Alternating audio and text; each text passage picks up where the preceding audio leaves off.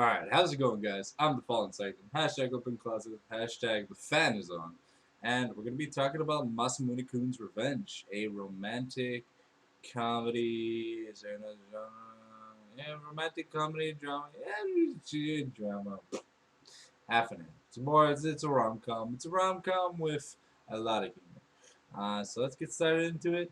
Meat and potatoes of the video, without any too big spoilers. All right, so the handsome dude that you can see. Give me a second. Wow, I can't do it with my finger, anyways. So the guy in the picture used to be fat, right? And he got dumped by the blue-haired chick, and then this guy now his entire intention, right, is to become buff as fuck, handsome as fuck, and his entire intention is that he wants to make her fall in love with him and then dump her. You know, that's revenge plan. And so this is a story about like how he gets to do this. Um, no spoilers, of course, on this video. It's a great rom-com. There's a few romantic sections, like a few romantic parts. There's romantic moments between the main character, and the Aki, the blue-haired chick, and there's a romantic moment between the main character and I think it's Fujitora Neko, um, the girl in the background, not the blonde, the brown haired girl, I guess. Not the one next to Aki. The Aki is the blue haired girl. The one next to the main character. And so like overall, this anime is pretty damn good. I'd say it's a 7 out of 10. There were some funny moments, but there were some moments in the anime where I don't know. I just felt like looking at my phone more than watching the anime, and that's really bad in the anime.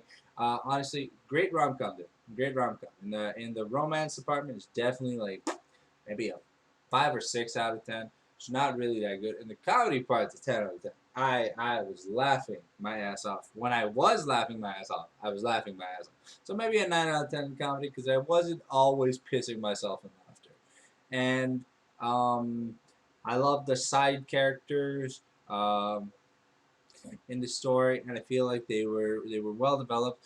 Though honestly, as a romance, I don't really think that this is a romance. It's kind of like a reverse romance where like you want the girl to fall in love with you, but you're taking all the wrong steps, I guess. It's a comedy too, so you got to make fun of it. And there are romantic bits. There are romantic bits. For that, like it scales above average. It doesn't scale at zero. And yeah, so yeah, that's pretty much all I have to say about that. All I have to say regarding the rom-com part of the anime. And now let's talk about the characters. So the main character, like I said, used to be chubby, now buff as fuck. Very, very self-conscious about himself. Very narcissistic. Overall, a great romance male protagonist. He's the hot stud guy that everyone falls over for, except for Aki. Aki, she's got barriers, but everyone else, like he's now, it's they faint. It's like the guy is, looks pretty good. Aki herself had some negative experiences as a child with romance, and then Desforth has been pushing away everyone else, and she's called the cruel princess because in the first episode you can see that she exposes a guy for all his faults, and she gives guys embarrassing nicknames that ruin them. Yoshino, yeah, Yoshino, um, the blonde haired chick next to Aki, is the assistant her family's been serving Aki's family for generations, so she's basically her on call servant, her personal maid, so to say, personal attendant, attendee, whatever you want to say, domestic. Uh, it really depends how you want to address the situation, but she serves Aki. And You know, you can see Aki eating food in the cover art. Aki's biggest secret is that she's a glutton. She has to eat a truck ton of food. All right, and last but not least, we got Fujitora Neko. All right, so she is actually a member. I believe she's a friend of Masamune Masamune Kun. But he doesn't know that, and she kind of tells him a different story every time regarding her history or whatever. So yeah, um, that is definitely interesting. She is smitten by the main character, so you know there's a lot of boob squeezing, you know, like when she puts her arms around him and then her boob squeeze onto his arm or whatever. You know, there's a lot of lovey-dovey from her to him, but to be honest, it's a completely one-sided relationship because Masamune is focused on revenge. Absolutely, just focused on revenge. Doesn't want anything else. Just wants revenge, revenge, revenge. And so overall, I really like this anime because you know it goes to show that it's I like honestly as an anime, like I said, I'm rating it a 7 out of 10, but a 7 out of 10 is really good. It's not super amazing OP epic ass One Piece super OP review, but you know it's not like One Piece or some of my favorite animes, but it's a good anime. You know, like we're scoring a 7 out of 10. Like to give you guys perspective, you know, an anime I really didn't like, Dear S, right? Probably one of the higher tiered like hidden gems of like the 2010 era. Is globally rated as an 8 out of 10. I rated it as a 3 out of 10. I hated that anime. It was not for me.